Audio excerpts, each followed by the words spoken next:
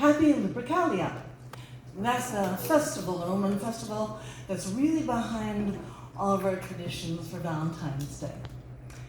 And in the spirit of that, I'm going to tell you an absolutely, factually true story that is magical.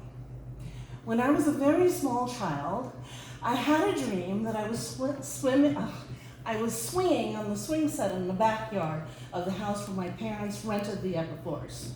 And I liked to swing really high, and I felt I was swinging up into the heavens. And as I was swinging, and there were pansies all around, an angel came to me. And she told me that I was not going to get married until I was 28. And she was telling me this because that was what I was on my mind when I was swinging. I wanted to know who I was going to find a love. And so she said I wasn't going to get married until I was 28. And I wanted to know why I was going to have to be so old. And she said, well, and why couldn't it be much sooner? Well, it was because he lived very far away in another country. But still I persisted. And she said, well, when he comes to the United States, he won't be ready for marriage, and there will be things he needs to learn and things to do before he'll be allowed to meet you. Years passed, and when I was 14 years old, my family had moved into their own home, and I woke one morning from a dream that was just beautiful. I just felt it was so beautiful. I dreamed I lived in this Victorian house, and someone came to the door, and someone answered the door, and I came out of my room and went to the head of the stairs, and I looked down, and this young man came in, and I was my own age, and he was his own age, and he was only about 2 years older or so than I was. And he was just incredibly handsome, with this dark hair and brown eyes, and he was just gorgeous. And I looked at him, and he looked up at me, and we couldn't get any closer than that. And we just, for some reason, we could not speak. We could think it, we understood each other completely. We understood that we were in love, deeply in love with each other, but we could not speak. And then he sadly left, and we both knew it would be many years before we would see each other. And then I woke up and I told my sister to have this beautiful dream. And I told her the dream. Well, years later, I finished college, and it was summertime, and I was walking to the subway. And this part of the subway was all above ground. Beautiful day. And when I approached, there was this young guy at the subway, and something about him struck me. So I did my meditative bit, and I thought I should tell him that I'm going to marry his brother. And then I thought, and then he's going to say to me, which one, because I have more than one. And I thought, the one whose name means William. I didn't know what that could be. But then Subway came and we went our different ways.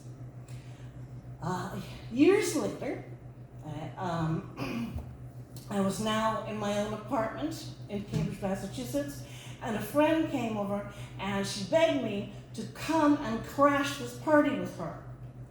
Now, I was brought up very carefully, let's put it that way. And I have never crashed a party in my life. I don't have any tattoos. I'm not that kind of girl. Cynthia, there will be men there. Okay. So, what a day. Which was Valentine's Day. I got on my man-hunting dress, which was nice and tight, but has mystery too. So a little bit low, but not too low. And my gorgeous Italian shoes, and my wonderful chapeau. And off we went. And at first at the party, it was in this big artist loft. The woman whose loft it was a friend of my friend. She was a graphic artist, and her boyfriend had beaten her up a couple of days and left her a couple of days before Valentine's Day, and so her friends were giving her this big surprise Valentine's Day party. And so Melena, as her friend, was going and was dragging me along with her.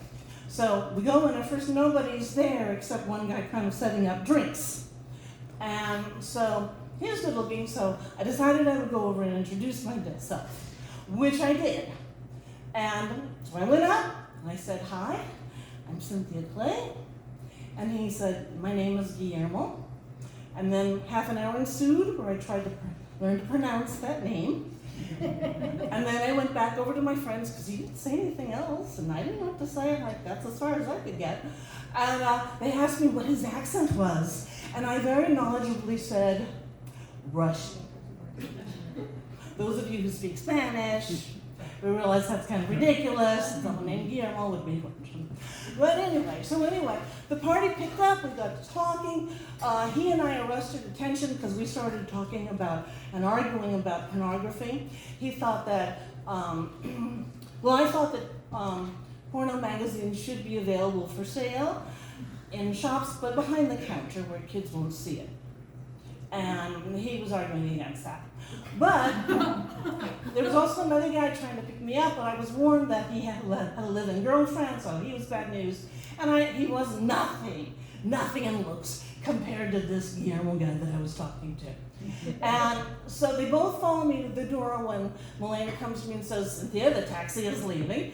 And they both followed me, and I don't know what to do. So finally I turn to Guillermo and say, again, my name is Cynthia Clay, and I am in the phone book. And then Milena and I left. Well, on the 16th of February was my father's birthday. So I went from Cambridge to Natick, where my parents lived, to be with him for my father's birthday. When I got back to Cambridge, there were 3 messages from Guillermo, and I thought, there's 3. He's not going to call again. So I called him, and we set up a date. And we're going to meet at this place because he's painting interiors with his brother. So on the allotted day, which is spring day, I go to this, it's going to be an art gallery, I go there, and I look up on the ladder, and there's the guy from the subway stop. And he looks down, he does a double take, because he recognizes me, but he doesn't know how. And we're both wondering, why do we recognize each other? And then I remembered, were you at that subway stop, the Elliott stop in Newton? Yes, that's where we saw each other. So then Guillermo and I went on our date, and we kept dating. And during the course of our dating and talking, he told me about a dream he had about when he was about 16 years old, living in Caracas with his family. He had this wonderful dream about a beautiful girl who lived in a Victorian house. And the dream was so vivid to him, as my dream of the angel and the Victorian house had been to me, that he spent 3 or 4 days wandering the streets of Caracas looking for a Victorian house, but there were none. It was a very modern city. And so we got married within a year, less than a year.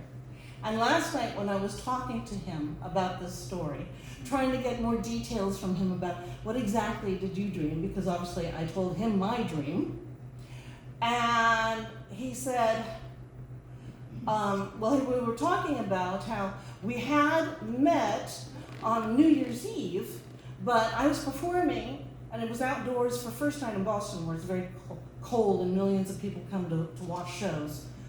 And he was watching me, but I'm in costume. He's got his scarf on, his hat down. We can't even see each other, let him know, that's the man of my dreams I'm looking for. No. So we didn't meet until Valentine's Day.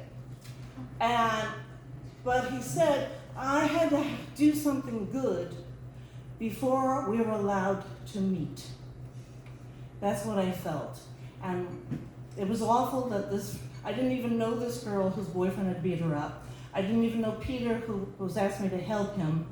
I didn't even know him very well. He was Rodolfo's friend, the boy I had seen at the Elliott stop. They're the ones. But I had a real sense of we couldn't meet until I had done something good. And we got married when I was 28 years old.